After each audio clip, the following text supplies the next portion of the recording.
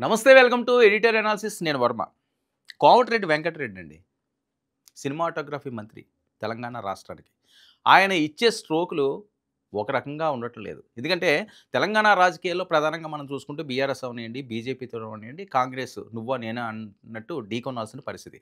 మంత్రులు కూడా సీనియర్లు కాబట్టి ఖచ్చితంగా వాళ్ళ మీద సెటైర్లు వేయాలి. కానీ అనుకోని విధంగా ఒక అంశం టర్న్ అయింది. అది పవన్ కళ్యాణ్ గారు కోనసీమ ప్రాంతంలో మాట్లాడిన దిష్టి మాటలు. ఆ దిష్టి మాటలు డైరెక్ట్‌గా ఎళ్లి తెలంగాణని తాకాయని. సరే అందులో ఏముంది, నేను ఆ రకంగా అనలేదు. దాన్ని వక్రీకరించారని చెప్పి ఒక లెటర్ రిలీజ్ చేశారు. అయినా సరే ఆగరం మంటల్లాగా కొనసాగుతూనే ఉన్నాయి. ఎక్కడ ఆరే పరిస్థితి అయితే కనిపించట్లేదు. సరే ఏదైనా రాజకీయాల్లో చిన్న నిప్పొచ్చిందనుకోండి, దానికి ఖచ్చితంగా పెట్రోల్ పోస్తారు. ఎందుకంటే బగ బగ బగ బగ మండితేనే తప్పించి ఇలాంటి చలికాలంలో ఆడికి వేడి తగిలితేనే తప్పించి ఆ సరదా ఉండదు. రాజకీయాల్లో ఇది షరామామూలు. ఏ పార్టీ అయినా సరే, నేనేదో కోమటిరెడ్డి వెంకటరెడ్డి అనో, కాంగ్రెస్ అనో, బీజేపీ అనో, బీఆర్ఎస్ అనో, తెలుగుదేశం పార్టీ అనో, జనసేన అనో వేరే అంశంగా నేను అనే ప్రయత్నం అయితే నేను చేయను. కానీ ఖచ్చితంగా రాజకీయాల్లో ప్రతీదీ చర్చ అవుతుంది. కానీ ఒక పొజిషన్‌లో ఉన్నవాళ్ళు ముఖ్యంగా, అది సెలబ్రిటీలు అవనియండి, సినిమా రంగంలో ఉన్నవాళ్ళు అవనియండి, రాజకీయ రంగంలో అవనియండి, ముఖ్యంగా పవన్ కళ్యాణ్ లాంటి వారు, లోకేష్ గారు లాంటి వారు, జగన్మోహన్ రెడ్డి లాంటి వారు, చంద్రబాబు నాయుడు వారు, రేవంత్ రెడ్డి గారు లాంటి వాళ్ళు, కేసీఆర్, కేటీఆర్ లాంటి వాళ్ళు ఏ చిన్నది మాట్లాడినా అందులో అపశృతి కానీ వచ్చిందో దాన్ని ఖచ్చితంగా పీకి పాకం పడతారు. అదే ఇప్పుడు జరుగుతుంది. సరే దిష్టి అనే అంశం, అమరావతి వెళ్ళారు కోమటిరెడ్డి వెంకటరెడ్డి గారు, చంద్రబాబు నాయుడు గారితో కలిశారు. సరే అక్కడి నుంచి పవన్ కళ్యాణ్ గారితో ఫోన్లో మాట్లాడారు. ఇవన్నీ కూడా చర్చలు వచ్చినాయి. సరే మాట్లాడారో లేరో మనకు వచ్చే చెప్పరు. జరిగిన ప్రచారం మాత్రమే మనం మాట్లాడుకోగలం యాజ్ ఏ జర్నలిస్ట్గా. సో ఆ పరిస్థితుల్లో ఆయన ఒక్కసారిగా పవన్ కళ్యాణ్ గారి మీద ఆయన మాట్లాడిన దిష్టి మాటలు ఏవైతే ఉన్నాయో దాన్నైతే సైలెంట్ అయిపోయారు. సో సైలెంట్ అయిపోయినా కొంతమంది కొన్ని ట్రోల్స్ ఏం చేస్తున్నారు, కోమటిరెడ్డి గారు భయపడిపోయారు, పవన్ కళ్యాణ్తో పెట్టుకుంటే ఇలాగే ఉంటుంది, దయచేసి అలాంటి మాటలు రెచ్చగొట్టే మాటలు ఎవరు చేయకండి. వేరే వాళ్ళు ఎవరైనా పవన్ కళ్యాణ్ గారిని అంటే మీరు ఊరుకుంటారా? ఊరుకుండే పరిస్థితి ఉంటుందా? లేదా పవన్ కళ్యాణ్ గారు వేరే వాళ్ళని అంటే వాళ్ళు ఊరుకుంటారా? సరే ఒకటి జరగకూడనిది జరిగింది, అది ఒక వివరణ ఇచ్చారు లెటర్ రూపంలో. ఇంకా అక్కడితో దాన్ని ఆపేయాలి. ఇంకా దాన్ని మేము లాగుతాం తెగేదాకా అంటే అది వేరే లెవెల్‌లో వెళ్తుంది. ఎందుకంటే జనసేన పార్టీ కూడా తెలంగాణ రాష్ట్రంలో ఉన్నది కాబట్టి అందరూ సంయమనం పాటించండి. అయిపోయింది. ఇంక అయిపోయిన దానికోసం, ఏదో జరిగిపోయిన దానికోసం అది వెనక్కి రాదు. ఈ రోజు ఉందండి. ఈ రోజు నీ జీవితంలో నువ్వు బతికున్నంత కాలం మళ్ళీ తిరిగి వస్తదా? ఆత్మవిమర్శ ఒక్కళ్ళన్నా చేసుకోండి. వస్తదా? మీరు మళ్ళీ ఈ రోజును చూడగలరా? ఈ రోజు అవసరం లేదు. ఈ గంటను చూడగలరా? ఇప్పుడు సమయం ఎంత అవుతుంది? సరే మీ వాచ్‌లు చూసుకోండి. ఎంతవుతుంది? ఆ సమయం నుంచి ఇంకో గంట. నీకు జీవితంలో ఆ గంట వస్తుంది. ఆ రోజుతో, ఆ సంవత్సరంతో నేను చెప్పేది. గంట అంటే ఇప్పుడు వచ్చింది, రేపు మళ్ళీ 2 రాదా, 3 రాదా, 4 రాదా అని చెప్పి వితండవాదం చేస్తే నాకు ఎవడు చెప్పలేడు సమాధానం. మళ్ళీ ఈ రోజు నీ జీవితంలో రాదు. గడిచిపోయింది గడిచిపోయిందే. రేపు నువ్వేం చేయాలని ఆలోచించు. మరొక గంట ఏం చేయాలని ఆలోచించు. అంతేగాని ఎక్కడో జరిగిపోయిందో లేకపోతే పోయినోళ్ళందరినీ తలుచుకుంటే మనం పోతామా? ఎవరి మీద మనకు అభిమానాలుండవు, ఎవరి మీద ప్రేమలుండవు. తండ్రి మీద ఉండదా? తల్లి మీద ఉండదా? పుట్టిన బిడ్డల మీద ఉండదా?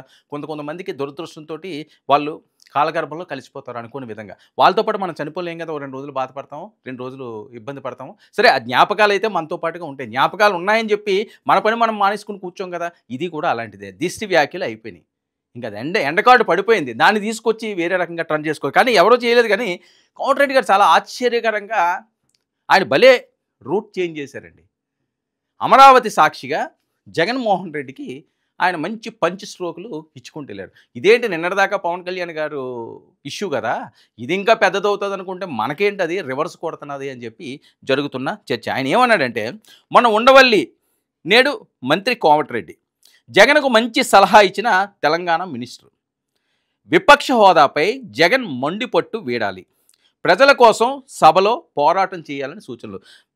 జగన్మోహన్ రెడ్డి గారు కానీ, వైఎస్ఆర్సీపీ వాళ్ళు కానీ, మరి ఎవరు సలహాలు ఇచ్చారో, ఎవరు సూచనలు ఇచ్చారో కానీ ఖచ్చితంగా మొన్న జరిగిన అసెంబ్లీ సెషన్స్‌కి జగన్మోహన్ రెడ్డి గారు హాజరైతే మరో రకంగా ఉంది వైఎస్ఆర్సీపీకి. నువ్వు 5 నిమిషాలు ఇచ్చావా, 10 నిమిషాలు ఇచ్చావా, లేకపోతే ఒక్క నిమిషమే ఇచ్చావా, నీకు ఇవ్వకుండా మైక్ కట్ చేసావా అన్నది ప్రజలు చూస్తారు. ప్రజలు ఖచ్చితంగా చూస్తారు.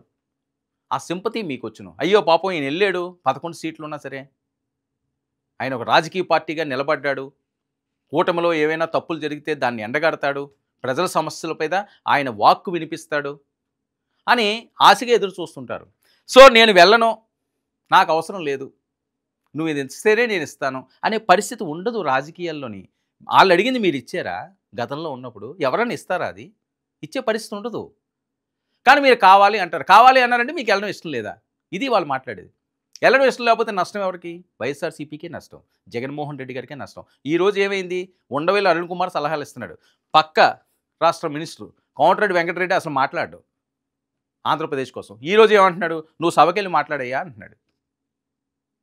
ఇదైతే జనంలోకి వెళ్తుంది కదా, ఇదైతే వైరల్ అవుతుంది కదా, అంటే మనం తప్పు చేసినట్టే కదా. సరే మీకు తప్పు కాకపోవచ్చండి, ప్రతి ఒక్కడికి ఈరోజు నేను చేసింది కూడా నాకు తప్పు కాదు. మనం ఈరోజు ఏం చేసాము, ఏం చేయలేదు అని రాత్రి పడుకునేటప్పుడు ఒక గంట ఆలోచించామంటే రేపు మనం ఆ పని చేయం. కానీ మనం ఆలోచించుకోం. మనం త్రిలోక స్వర్గంలో విహరిస్తుంటాం. నేను చెప్పేది జగన్మోహన్ రెడ్డి గారో లేకపోతే ఇంకొక పార్టీ నాయకులో నేను చెప్పట్లేదు. రాజకీయ నాయకులు, సెలబ్రిటీలు అలాగే ఉంటారు. మనకేంట్రా, ఇది ఉన్నది అది ఉన్నది, మనంత తోపు తురుము ఎవడో లేడు, మనం ఆడిందే ఆట పాడిందే పాట అని అన్ని వేళ సాగదది. చరిత్ర చెప్తున్న సత్యాలు ఇవన్నీ కూడా. అది మీకు తెలుసు సాగవని. కానీ మనం ఆ ట్రాన్స్లో ఉంటుంటాం. ఏం కాదులే, మనం ఇంకేంటి మళ్ళీ వస్తాం, మళ్ళీ పోతాం, పోతేదే ఉంది వచ్చేదే ఉంది, ఇలాంటి ట్రాన్స్లో ఉంటాం. అందుకని ఆయన ఇచ్చిన సలహా ఇప్పుడు డైరెక్ట్గా జగన్మోహన్ రెడ్డి గారిని హిట్ చేసింది అని డైవర్ట్ అయింది. దిష్టి నుంచి ఈయనకి డైవర్ట్ అయింది. ఇక పవన్ దిష్టి కామెంట్స్కు ఎండ్ కార్డు పడినట్టే అని చెప్పి వస్తున్న టాకు. కోమటిరెడ్డి వెంకటరెడ్డి పవన్ మధ్య రాది కుదిరిందని చెప్పి బాగా ట్రోల్ అయ్యింది. ఎప్పుడైతే అమరావతి అయిందో చంద్రబాబు నాయుడు గారికి వచ్చేసి చెప్తారు, సరే అతను అలాగే ఏం మాట్లాడే వ్యక్తి కాదయ్యా, నీకు తెలియదా కోమటిరెడ్డి ఆ ఫ్లోలో ఏదో అనేసాడు, సరే అక్కడి నుంచి ఒకటి ఇచ్చారు అంతేగాని మీరు ఆయన క్షమాపణ చెప్పని, ఆయన క్షమాపణ చెప్తే దాన్ని మళ్ళీ మీడియా వేరే రకంగా చిత్రీకరిస్తుంది, ఏదో తప్పు చేసినట్టు. సరే తప్పో ఒప్పో కొన్ని అంశాలు జరిగినాయి. ఎక్కడి దాకా ఎందుకంటే రాష్ట్ర విభజన నేపథ్యంలోని తెలంగాణ నేతలు ఎవరు ఆంధ్రప్రదేశ్ గురించి మాట్లాడలేదా? ఆంధ్రప్రదేశ్ నేతలు ఎవరు కూడా తెలంగాణ గురించి మాట్లాడలేదా? పెద్ద పెద్ద లీడర్లు అని చెప్తున్నారు, సీఎం స్థాయి వ్యక్తులు మాట్లాడిన సందర్భాలు ఉన్నాయి. ఉండవల్లి అరుణ్ కుమార్ గారు ఆయన ఏం మాట్లాడారు గతంలోని, ఇవన్నీ చెప్పుకుంటూ పోతే చేంతాడు అంటుంటుంది. సరే నేను అనేది ఏంటంటే, నేను ఎందుకు కొన్ని అంశాలు నేను చెప్పట్లేదంటే బహిరంగంగా నేను చెప్పగలను, బయట లేసి కూడా నేను వినిపించగలను. ఎందుకు అంటే ఇంతకుముందే నేను చెప్పాను, గతహ అయిపోయింది, దాన్ని మనం తీసుకురాలేం. ఆ రోజు ఎందుకన్నారండి, ఆ రోజు మీరు ఎందుకు పడుకోలేదండి, ఆ రోజు మీరు ఎందుకు లేస్తున్నారండి, ఆ రోజు మీరు ఎందుకు తినలేదండి, ఏంది ఇది అనవసరమైన ప్రస్తావన. రాష్ట్రంలో తెలుగు రాష్ట్రాల్లో చాలా అంశాలు ఉన్నాయి మనం మాట్లాడుకోవడానికి, చాలా అంశాలు ఉన్నాయి. ప్రజలు చాలా ఇబ్బందుల్లో ఉన్నారు చాలా ప్రాంతాల్లోని.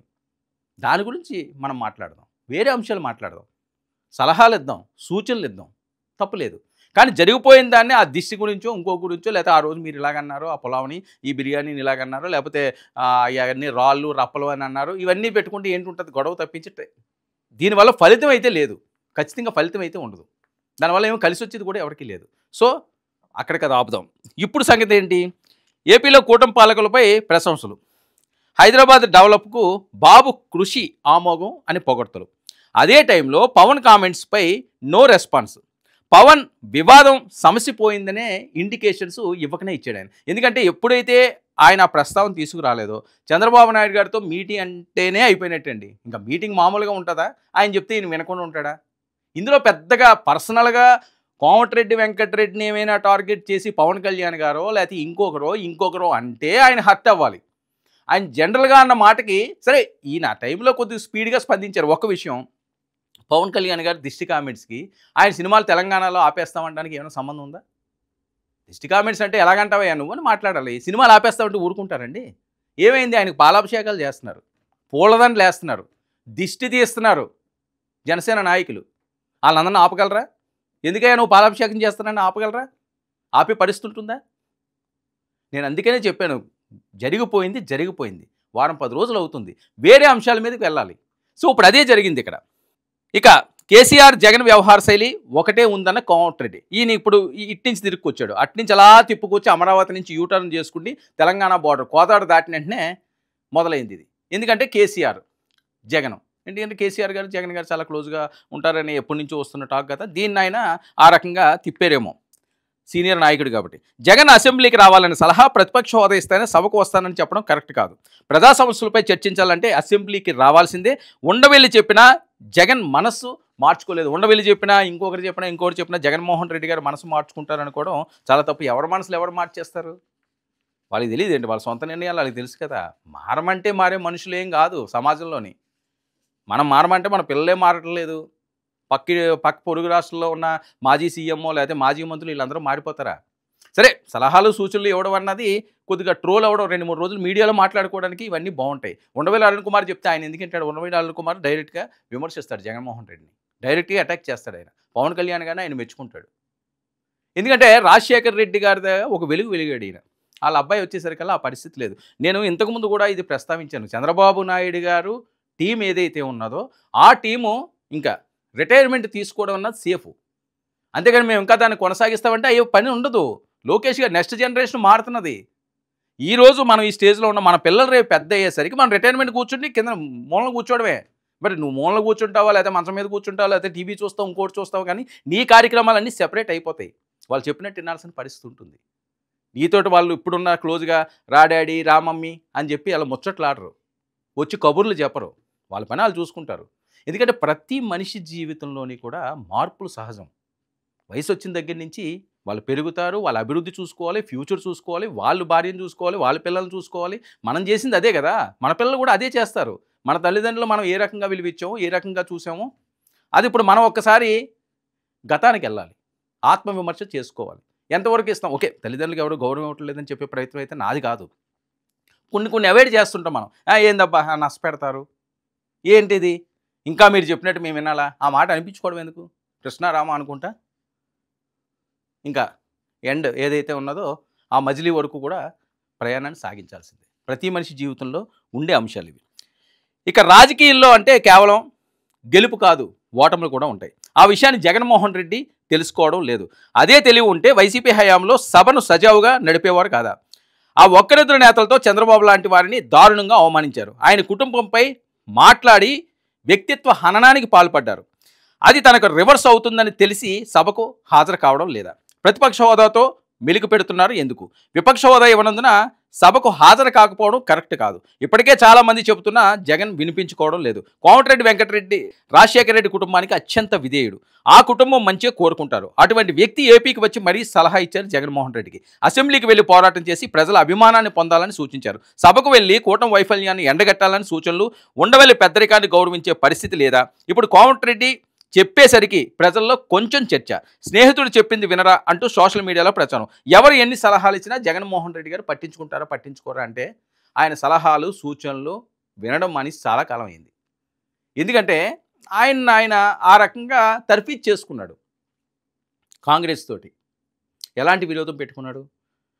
కాంగ్రెస్ అంటే అసలు ఇండియాలో వేరే పార్టీలు లేవు, మాట్లాడే పరిస్థితి లేదు. అలాంటి టైంలో సోనియా గాంధీ లాంటి వారినే అని బయటకు వచ్చాడు. అప్పుడు ఆయన గెలుస్తాడో గెలడో తెలియదు, ఎవరు వస్తారో రారో తెలియదు. అధికారంలో ఇక్కడ కాంగ్రెస్ ఉంది, దేశంలో కాంగ్రెస్ ఉంది, ఏమీ చెయ్యలేని పరిస్థితి. ఓ పక్క రాష్ట్ర విభజనలు ఎప్పుడవుతాయా అని ఈ గొడవ గందరగోళం. ఇలాంటి టైంలో కూడా 16 నెలలు జైల్లో ఉన్న జగన్మోహన్ రెడ్డి ఎక్కడ అదరలేదు, బెదరలేదు. నేను చూసుకుంటాను, నన్ను గెలిపిస్తారు అని చెప్పి ప్రజల్లో నడుచుకుంటూ పోయాడు ఆయన. 1 కిలోమీటర్ 2 కిలోమీటర్లు కాదు, 3600 కిలోమీటర్లు. ఇప్పటికే అదే రికార్డు. మళ్ళీ దాన్ని కొట్టడానికి 5000 కిలోమీటర్లు అంటున్నాడు. అంటే ఆయన ఒక మొండోడు. సింపుల్గా చెప్పాలంటే ఎవడ మాట వినడు. సరే వింటారేమో వాళ్ళ భార్య మాట, ఇది ఆ వినడం వేరు. రాజకీయ పరంగా ఆయన సూచనలు సలహాలు తీసుకుంటారు. నా బొమ్మ పెడితేనే గెలుస్తారు అని ధీమా జగన్మోహన్ రెడ్డికి ఉన్నదండి. ఓడిపోయినా ఆయన అదే తీసుకోవాలి. కానీ మొన్న ఓడిపోయినప్పుడు ప్రజలు తప్పు చేశారన్న మాట కూడా ఆయన్ని ఇరకాటంలో పెట్టింది. సరే ఏదైనప్పటికీ కూడా కోమటిరెడ్డి చెప్పినా, ఇంకొకరు చెప్పినా వాళ్ళ తండ్రి సమకాలీకులు వీళ్ళందరూ కూడా. వాళ్ళ తండ్రితో నడిచిన వాళ్ళందరూ ఉన్నాయి. అవి మనం కొన్ని నేర్చుకోవాలి. నీ తండ్రి చెప్పే పరిస్థితి లేదు. ఆయన మొదట్లో చెప్పినప్పుడు కూడా మీరు పెద్దగా వినేవారు కదట. ఇప్పుడు చెప్పడానికి ఆయనే లేరు, ఇంకెవరు చెప్పాలి? తల్లి ఉన్నారా? తల్లి లేరు. చెల్లి ఉన్నదా? చెల్లి కూడా లేదు. ఇదే కదా మీ మీద వస్తున్న విమర్శలు. అందరినీ పోగొట్టుకుని మీరు ఒకరుండి సీఎం అయినా, పిఎం అయినా దానివల్ల ఉపయోగం ఏముంటుంది? మనశ్శాంతి అన్నది మనిషికి ముఖ్యం. ఎన్ని కోట్లు ఉన్నాయా, ఏం చేసినాయా, ఎంత ఉన్నదా అన్నది అది తర్వాత అంశం. మీ తరాలకు వెళ్తుంటుంది అది. కొన్ని సంవత్సరాలు ఏముంది, ఇంకో 20 సంవత్సరాలు, 30 సంవత్సరాలు, 40 సంవత్సరాలు అనుభవిస్తారు. తర్వాతన్నా ఇంకొకరికి పోవాల్సిందే కదా. ఇప్పుడున్నది మనకి చాలు. కానీ భవిష్యత్తు ఎలా ఉంటుంది? మనం పడుకున్నప్పుడు ప్రశాంతంగా 6-7 గంటలనే నిద్ర పట్టాలి. టెన్షన్ తోటి ఏదేదో జరిగిపోతున్నదంటే లేనిపోని రోగాలు వస్తాయి. సరే రాజకీయాల్లో ఇవన్నీ మామూలు. కానీ జగన్మోహన్ రెడ్డి గారు తీసుకున్న నిర్ణయం ఏదైతే ఉందో అసెంబ్లీకి వెళ్ళకూడదు అని, అది చారిత్రక తప్పిదం అని చెప్పి ముక్త కంఠంతో మంత్రులు అంటున్నారు, విశ్లేషకులు అంటున్నారు. సరే ఇంక అయిపోయింది ఏదో అయిపోయింది. ఆయన పాదయాత్ర అంటున్నారు. మరి పాదయాత్రలో మరి ఎలాంటి అద్భుతాలు సృష్టిస్తారో, మరి ఏ అంశాలు మాట్లాడతారో, నేను అసెంబ్లీలో మాట్లాడేందుకు జనాలతోనే మాట్లాడతారన్న వెహికల్. నేను ముందే చెప్పాను కదా, ఆయన మొండివాడు, ఎవరి మాట వినడు. ఆయనకి ఎక్కడ ఏది తోస్తే అదే అనుకుని ముందుకు సాగిపోయే వ్యక్తి. సో ఆ వ్యక్తిత్వం ఉన్న వ్యక్తి ఎవరో మాటలు వింటారనుకోవడం మాత్రం కాస్త అమాయకత్వమే అవుతుంది. కోమటిరెడ్డి వెంకటరెడ్డి సడన్గా దిష్టి నుంచి జగన్ వైపు ఈ టర్న్ ఎందుకు తీసుకున్నారు? ఇందులో ఉన్న ఇన్సైడ్ ఏంటి? ఇది హల్చల్ చేస్తున్న వార్త.